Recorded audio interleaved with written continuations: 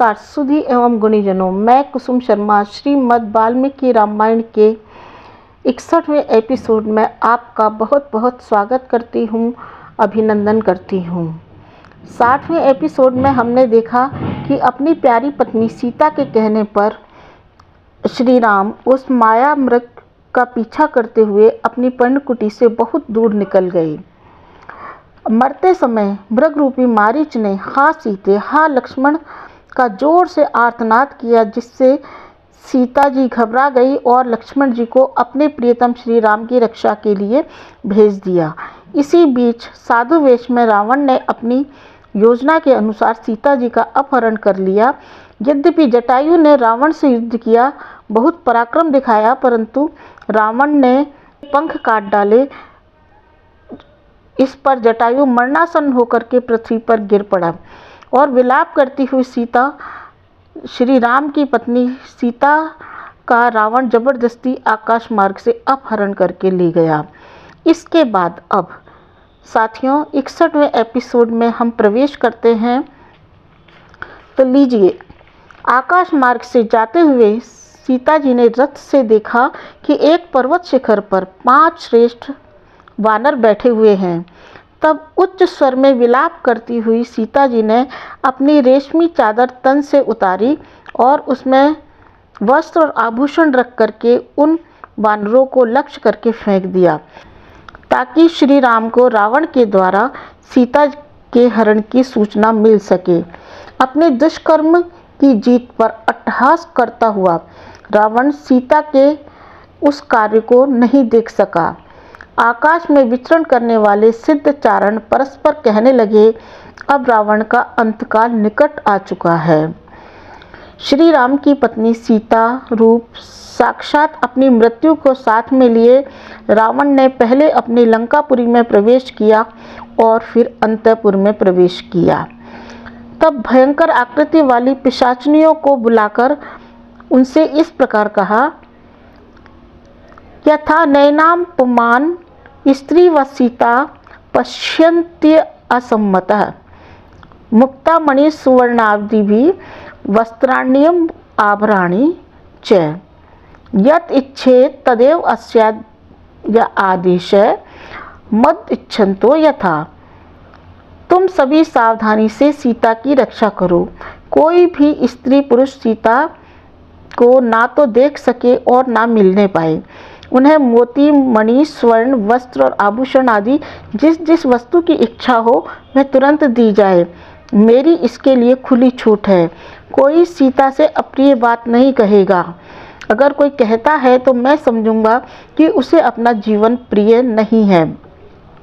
साथियों, वाल्मीकि रामायण के अनुसार इस प्रकार आदेश करके वह रावण अंतपुर से बाहर निकला और कच्चे मांस का आहार किया।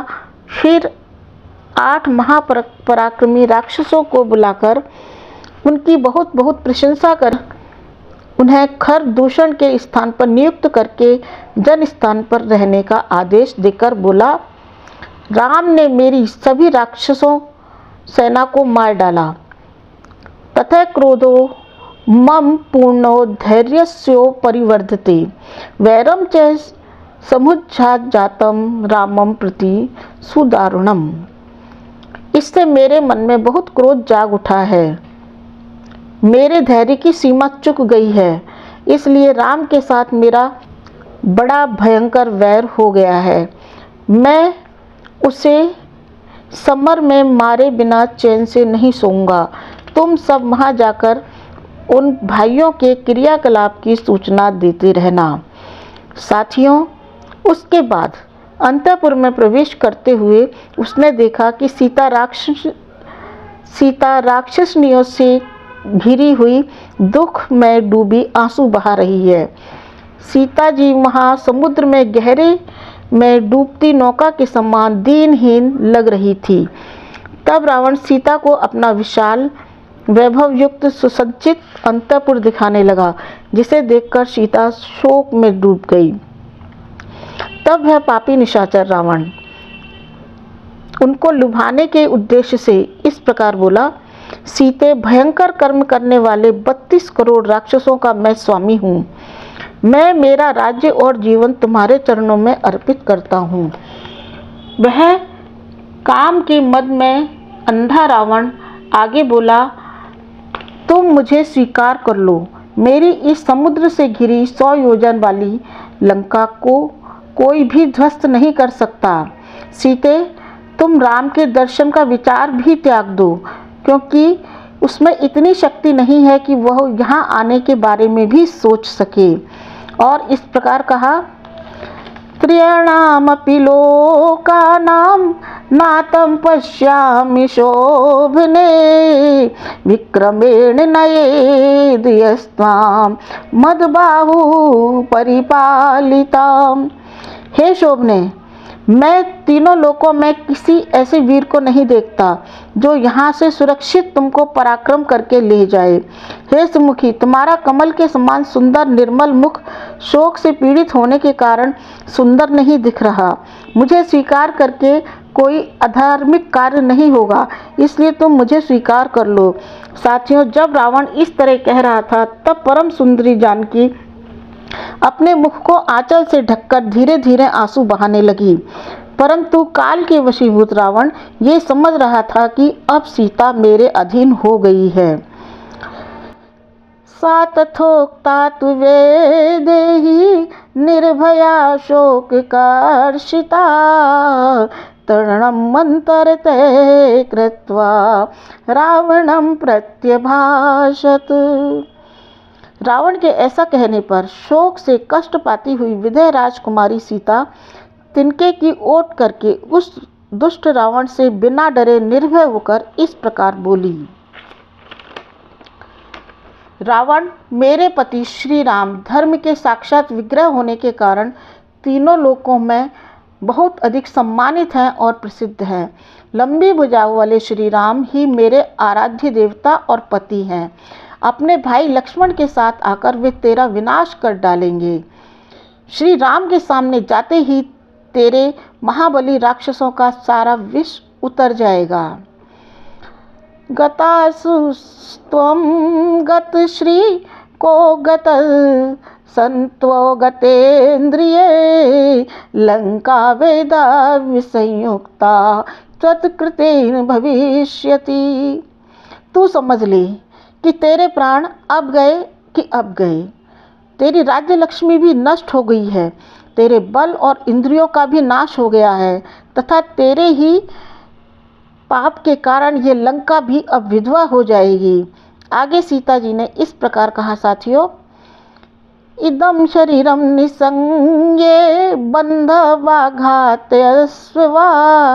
नेदं शरीरम रक्षय में जीवितम वापि राक्षस। अरे राक्षस, तू इस संज्ञा रहित मृत जैसे शरीर को बांध कर रख ले या काट डाल। मैं स्वयं ही इस शरीर को और अब इस जीवन को नहीं रखना चाहती हूँ। इस प्रकार निर्भीक वचनों को सुनकर रावण रोंगटे खड़े कर देने वाली कठोर वाणी में बोला, मिथिलेश कुमारी, मैं तुझे 12 महीने का समय देता हूँ। यदि तुम अपनी इच्छा से स्वयं मेरे पास नहीं आती हो, मेरे रसोइये तुम्हारे शरीर के टुकड़े करके नाश्ता बना डालेंगे। तब राक्षस राज रावण धमाके से पृथ्वी को विदीर्ण करता हुआ सीता के आसपास खड़ी राक्षसियों से इस प्रकार बोला, निशाचरियों, तुम सीता को अशोक वाटिका में ले जाओ और इसकी वहाँ पर रक्षा करो। कभी तुम इस सीता को भयंकर तरीके से डराना, कभी मीठी मीठी बातों से समझाना।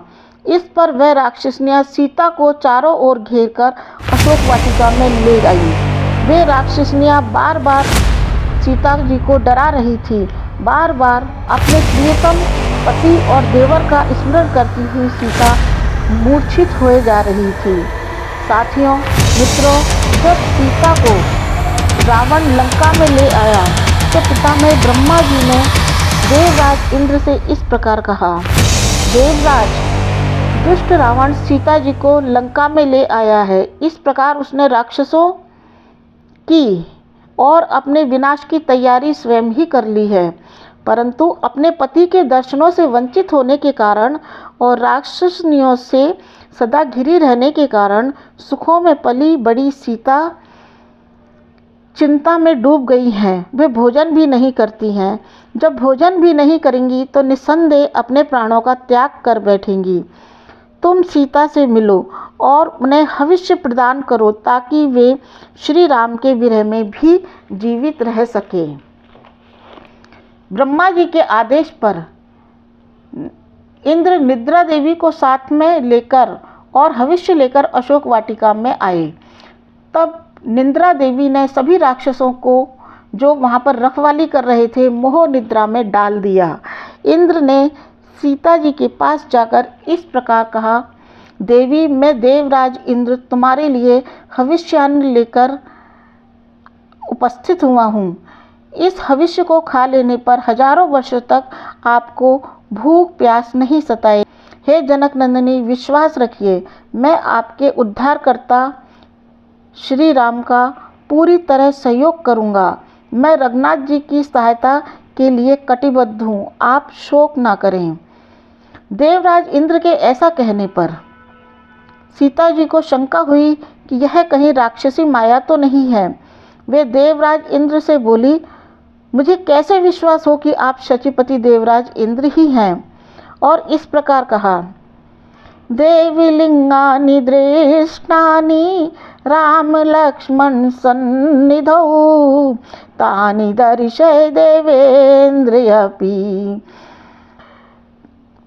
यदि त्वं देवराट स्वयं। देवेंद्र, मैंने श्री राम और लक्ष्मण के दिव्य लक्षणों को स्वयं देखा है। यदि आप साक्षात इंद्र हैं तो उनके लक्षणों को मुझे बताइए। तब इंद्र ने उन लक्षणों को प्रकट किया जिन्हें देवताओं के लक्षण की बात कही जाती है। वे पृथ्वी को स्पर्श नहीं करते थे, पलकें नहीं झपकते थे, कंठ में पड़ी पुष्पमाला के पुष्प कुमलाते नहीं थे, उनके वस्त्रों को धूल स्पर्श नहीं करती थी। तब सीता जी को विश्वास हो गया कि वे इंद्र ही हैं। रोती हुई वो इस प्रकार बोली, भगवान, आज इतने दिनों बाद मैंने आपके मुख से श्री राम और लक्ष्मण का नाम सुना है। आज आपको देखकर मुझे लगता है कि मेरे पति सनाथ हैं, क्योंकि आप आज मुझे मेरे पूज्य ससुर महाराज दशरथ के समान धैर्य बंधा रहे हैं। देवेंद्र, आपकी आज्ञा से मैं आपके द्वारा दिए गए इस हविष्यान्न को अवश्य ग्रहण करूंगी। यह रघुकुल की वृद्धि करने वाला है। इसके बाद सीता जी ने श्री राम लक्ष्मण को भोग समर्पित करके उस खीर को स्वयं खा लिया। बाद देवराज इंद्र भी देवलोक चले गए। साथियों, मित्रों, इधर श्री राम मृग रूपी मारीच का वध करके अपनी प्रिय पत्नी सीता को देखने के लिए जल्दी जल्दी आश्रम की ओर चल दिए। उसी समय पीछे से एक गीदड़ी ने भयंकर चीत्कार भरा स्वर किया, जिससे श्री राम के रोंगटे खड़े हो गए। वे मन ही मन सोचने लगे, कहीं कपटी मारीच के उस घोर आर्तनाद को सुनकर सुमित्रा नंदन लक्ष्मण व सीता घबरा तो नहीं गए। कहीं लक्ष्मण सीता को कुटिया में अकेला छोड़कर तो नहीं आ गया। सीता को राक्षस तो नहीं खा गए। कहीं इस जन स्थान में राक्षसों को मारने के कारण बाकी के राक्षस हमारे शत्रु तो नहीं बन गए। पशु पक्षी उन्हें बाएं से रखते हुए अपशकुन भरी बोली बोल रहे थे। तभी दुखी मन वाले लक्ष्मण सामने से आ रहे थे। लक्ष्मण को देखते ही श्री राम ने उनका बायां हाथ पकड़ा और फिर आर्त स्वर में इस प्रकार कहा, ओहो लक्ष्मण, गृह्यं ते कृतं यत् त्वं विहायतां सीताम् इह आगतः सौम्य क्वचित् स्वस्ति भवेदिति। अहो प्यारे लक्ष्मण, तुमने ये क्या किया? अच्छा नहीं किया जो सीता को अकेला छोड़कर यहाँ चले आए। क्या वहाँ सीता सकुशल होगी? मुझे इसमें संदेह हो रहा है। वह राक्षस मारीच ही था। वह मुझे लुभाकर दूर तक ले गया। उसका वध बहुत मुश्किल से कर सका हूँ। वह अपनी आवाज़ में तुम्हें भ्रमित करके मृत्यु को प्राप्त हुआ है। लक्ष्मण, मेरी बाईं आँख फड़क रही है। कुछ तो अप्रिय हुआ है। लक्ष्मण, तुम सीता को अपने साथ ही ले आते। लक्ष्मण, सुनो, जो सीता अयोध्या से मेरे पीछे पीछे यहाँ तक चली आई, तुम उसे अकेली छोड़कर क्यों आ गए? मैं राज्य से भ्रष्ट हुआ, वनवासी हुआ, यहाँ वन में समय काटता हूँ। मेरे इस दुख में साथ देने वाली सीता कहाँ है? अगर सीता जीवित नहीं मिलेगी तो तुम्हारा ये भाई राम भी जीवित नहीं रहेगा। तब तुम अकेले अयोध्या जाकर कैकेयी को बता देना, वह जरूर खुश हो जाएगी। मेरी माता तो मर ही जाएगी। लक्ष्मण, तुम्हारे असावधान होने के कारण राक्षस उसे खा तो नहीं गए? लक्ष्मण, तुमने ये क्या किया जो तुम उसे अकेला छोड़कर आ गए? फिर बड़े दुख के साथ पूछा। तमुवाच किम अर्थम तमागतो अपास्य मैथिलीम तमाच किमर्थम तमागतो अपास्य मैथिलीम। लक्ष्मण, जब मैंने तुम्हारे विश्वास पर सीता को वन में छोड़ा था, तब तुम उसे क्यों छोड़कर चले आए? इस पर लक्ष्मण ने अत्यंत दुखित होते हुए अपने भाई श्री राम से इस प्रकार कहा। हे रघुनंदन, मैं उन्हें अपनी इच्छा से छोड़कर नहीं आया हूँ। उनके कठोर शब्दों ने मुझे यहाँ आने के लिए विवश कर दिया। भैया, मारीच के उस आर्तनाद को आपका आर्तनाद समझ करके वे मुझे बार बार आपकी सहायता के लिए आने को कहती रहीं, परंतु जब मैंने उन्हें समझाया कि आपको कभी किसी प्रकार का भय उत्पन्न नहीं हो सकता, आप अजय हैं, अवध्य हैं, तो उन्होंने मुझे अत्यंत कठोर शब्दों में कहा कि लक्ष्मण, तेरे मन में मेरे प्रति पाप आ गया है। तू तेरे भाई के मरने पर मुझे प्राप्त करना चाहता है, और मुझसे इस प्रकार भी कहा कि तू तो भरत के इशारे पर हमारे साथ लगा आया है, तभी तो उन्हें बचाने नहीं जा रहा है। रघुनंदन, इस प्रकार के कठोर वचनों को सुनकर मुझे रोष आ गया। क्रोध में मैं आश्रम से बाहर निकल आया।